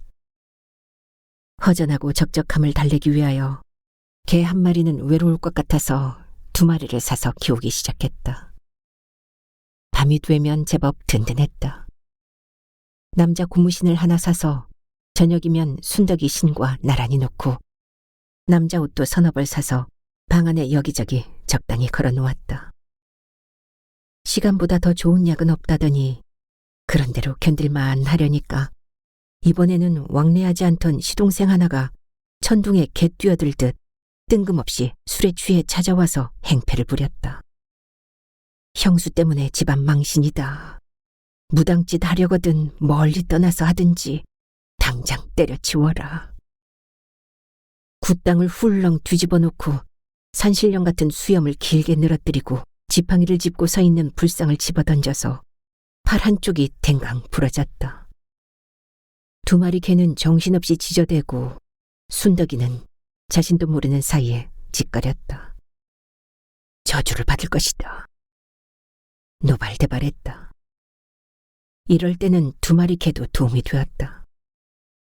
그런 일이 있고 3개월도 안 돼서 시동생은 어깨너머로 배운 전기공사 기술로 새로 생긴 동네에 전기공사하러 전봇대에 올라갔다가 감전되어서 중풍 환자처럼 대소변 받아내며 차라리 죽은 것만도 못한 신세가 되었다.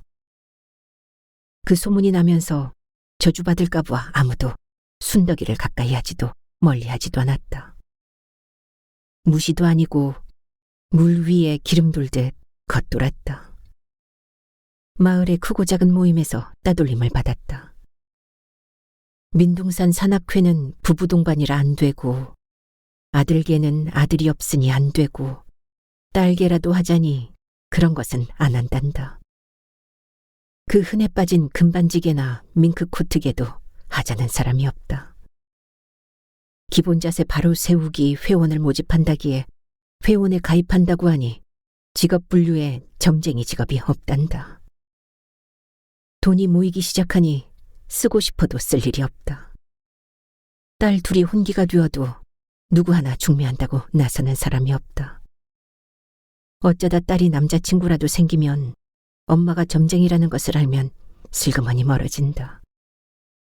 무당인 장모님은 싫다는 것이다. 한때 돈만 있으면 살 수 있을 것 같았다. 그러나 점상을 앞에 놓고 수많은 사람의 문제들을 상담하면서 돈 가지고 해결이 안 되는 문제가 얼마나 많은가를 알았고 돈이라는 신이 얼마나 간사스럽게 요술을 부리는지도 알았다. 돈만 있으면 사람은 살만할 것 같았다. 그러나 돈도 돈 나름이라 땀 흘려서 버는 돈이면 많으면 많을수록 좋겠지만 그런 돈은 많은 시간과 노력이 필요하고 빠른 시간이나 불법으로 냄새나는 돈은 재물과 재앙이 손을 잡고 함께 들어와 싸움이 벌어지면서 집구석이 뒤집히고 시끄러웠다. 재물이 이기면 잘 사는 집이 되고 재앙이 이기면 폭삭 망하는 집이 되더라. 돈이라고 똑같은 돈이 아닌 것도 알았다. 혼기가 찬 딸들이 시들어가는 모습을 보며 길이라고 생각하고 열심히 걸어온 길이 잘못 들어온 길이라는 것을 알았다. 어쩔 수가 없었다고 자신을 위로하고 그때는 정말 딸의 혼사까지 생각하지 못했다. 순덕이는 열심히 살아온 엄마로서 딸의 앞길을 막는 일인 줄은 몰랐다. 착하던 작은 딸이 엄마를 원수처럼 미워하기 시작했다. 중앙공원 옆 성안골에 예배당이 지어지고 순덕이 작은 딸도 예배당에 나가기 시작했다. 딸은 엄마에게 무언의 시위로 예배당보다 좋은 곳이 없었다. 새벽이고 밤중이고 예배당에서 아주 살았다. 엄마인 순덕이는 어른이고 아이고 순덕이라고 부르지만 교회의 목사님은 주위의 모든 사람으로부터 목사님 하고 존경받았다. 기도해주고 귀신도 떼어주고 아픈 사람도 고쳐준다고 마을 사람들 하나 둘 예배당에 나가기 시작했다. 순덕이네 부적이나 굿보다 목사님 기도발이 더 센가 보다. 작은 딸이 보기에는 목사님 하는 일이나 엄마인 순덕이가 하는 일이 비슷비슷한데 왜 목사님은 존경받고 엄마는 목사님처럼 대우를 못 받을까 세상이 불공평했다. 예배당의 목사님이 한없이 존경스럽고 부러웠다. 언제부터인가 굿땅이 교육적이지 못하고 동네 입구에 흉물스럽다고 굿땅을 강제 철거시키자는 동네 사람들의 사발통문까지 돌았으나 시동생 사건이 난 뒤 자기에게 화가 되어 저주받을까 봐 아무도 총대 메고 앞장서는 사람이 없었다. 순덕이는 모르는 일이 아니었지만 모르는 척했다. 하루는 작은 딸과 심하게 다투었다. 엄마는 딸에게, 딸은 엄마에게 막말과 최악의 상처받을 말만 골라서 하고 작은 딸은 짐을 싸서 집을 나갔다. 얼마 후 예배당에서 만난 전도사와 이민 간다고 했다. 순덕이는 오히려 잘된 일이라고 생각했다. 가진 돈의 절반을 주고 너는 엄마처럼 살지 말라며 한참을 둘이 부둥켜 안고 울었다. 이별도 이별 나름이구나. 딸의 이민은 지고 있는 짐을 절반은 덜어낸 것처럼 마음이 한결 가벼웠다. 딸은 현명하니까 엄마 사는 모습 보고 살아서 시행착오 없이 야무지게 잘 살아주길 바라고 꼭 그렇게 될 줄을 믿었다. 모충동 대로변 삼거리 커브머리에 있던 순덕이네 굿땅은 동네 사람이 철거하지 않아도 도시 계획의 2차선 도로가 4차선이 되는 바람에 나라에서 철거하게 되었다. 나라에서 하는 일이라 용 빼는 재주 있을까? 떠나고 싶어도 못 떠나던 곳이지만 막상 떠나려니 갈 곳이 마땅치 않았다. 오창이나 부강, 문희 쪽에도 몇 군데 둘러보기는 했지만 이곳을 떠나서 무슨 미련이 남아 다시 점치는 일을 하고 싶지도 않았고, 이제는 늙고 나이 들어서 장사를 시작하는 것도 엄두가 나질 않았다. 떠나야 할 시간은 부득부득 다가오는데 어찌해야 할지 방법이 생각나질 않는다. 신어머니가 생각나지만 연락할 길이 없다. 바람결에 왔다가 바람결에 간 사람이다. 용하다는 점쟁이를 찾아가 점이나 쳐볼까 생각하다 쓰느숨을 지으며 이내 접었다. 어쨌거나 이곳을 떠날 준비를 해야 했다.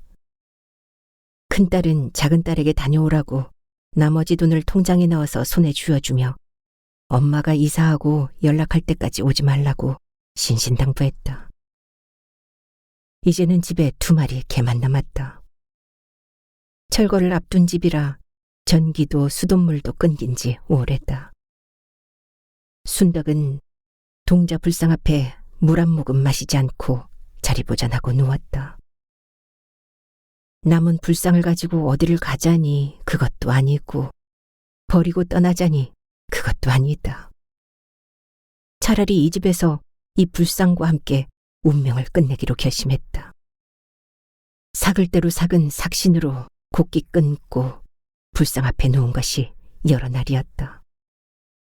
동네 사람들은 철거를 앞둔 집이라 사람이 있으려니 생각지도 못하고 특별히 누구와 왕래하고 살던 것도 아닌 순덕이어서 아무도 관심 가지고 찾아오는 사람이 없었다. 순덕이 일에 궁금한 사람이 없었다. 이미 동네에서 잊혀진 사람이었다. 주인이 안 먹는 동안 개라고 무얼 먹였겠나. 밖에서 인기척이 나도 짖을 기운도 없는 개의 백가죽이 등에 붙었다. 그러던 어느 날 새벽녘 순덕이 귀에 분명 또렷한 아들의 음성이 들린다. 엄마, 무서워. 순덕이는 벌떡 일어나 동자불상을 보았다. 새벽 보름달이 환하게 불상을 비추었다. 커다란 구렁이가 불상을 칭칭 감고 혀를 날름거리고 있었다. 이런 오라질 놈! 순덕이는 덥석 뱀의 대가리를 잡았다. 뱀은 순덕이의 팔뚝을 아짝 깨물었다. 불상이 쓰러지며 모가지가 댕강 떨어졌다. 어느 결에 2마리 개는 뱀에게 달려들어서 사정없이 포식한다. 모가지가 떨어진 불상이 뱀의 피로 범벅이다. 피비린내 나는 생선비린내와 역겨운 돈냄새에 향냄새가 뒤섞이며 속이 뒤집혔다. 꾸역꾸역 토하기 시작했다. 작년 추석 때 먹은 송편과 설 때 먹은 떡국, 그리고 신어머니가 생일날 끓여준 미역국. 많은 양을 토하고 나니 정신이 가물가물했다. 뱀에게 물린 팔뚝부터 몸속에 독이 퍼져 서서히 깍지동으로 부어오르기 시작했다. 무심천을 건너 남주동에 있는 예배당 새벽 종소리가 은은하게 들려온다. 순덕이 몸이 새털처럼 가벼워지며 아들의 음성이 들려왔다. 엄마, 무서워요. 순덕이는 목이 부러지고 뱀피가 범벅이 된 동자불상을 부둥켜 안고 흐느꼈다. 엄마가 지켜주마. 온몸이 둥실둥실 떠올랐다. 보름달은 저만치 비켜서 떠있고 개는 보름달을 향해 컹컹 짖어댔다. 철거하는 집만 찾아다니는 고물장사는 재수가 좋으면 버리는 헌옷 주머니 속에 금반지도 줍고 벽장 속이나 천장 속에 뭉칫돈도 줍는다. 용하다고 소문난 굿당이 철거되기 전에 꼭 한번 뒤져야 하겠지만 그 집에 사나운 개 2마리가 무서워 며칠을 집 밖에서 빙빙 돌기만 하고 망설였다. 그러나 내일이면 철거반이 와서 굴착기와 불도저로 밀어버리면 끝이다. 더 이상 시간이 없다. 새벽같이 개새끼 때려 죽일 몽둥이를 준비해서 숨어들었다. 어차피 부서질 문이니 부수고 들어섰다. 그 순간 개 2마리가 후다닥 집 밖으로 달아나 버린다. 잡아 죽일 일이 없으니 다행이라고 생각했다. 법당 불상 밑에 혹시 돈다발이 있을지 모를 일이다. 법당 앞에 다가선 고물장사는 뒤로 한 걸음 물러섰다. 에구머니나. 목이 부러지고 피가 범벅이 된 불상을 안고 있는 여인이 이미 편안하게 숨이 끊어진 것 같다. 불상이 쓰러지면서 목이 부러진다고 피를 이토록 많이 흘렸을까? 이 여인이 죽기 전에 피를 토한 것일까? 자세히 여인을 살피던 고물장사는 여인의 얼굴을 보고 손발이 부들부들 떨리고 얼굴이 파랗게 질렸다.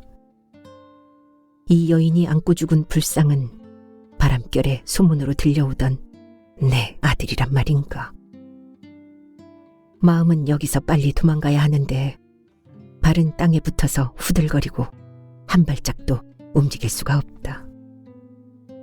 고물장사는 순덕이 시신 앞에서 나갔다가 다시 들어온 개 2마리에게 사정없이 물려서 소리 한 번 못 지르고 죽어갔다.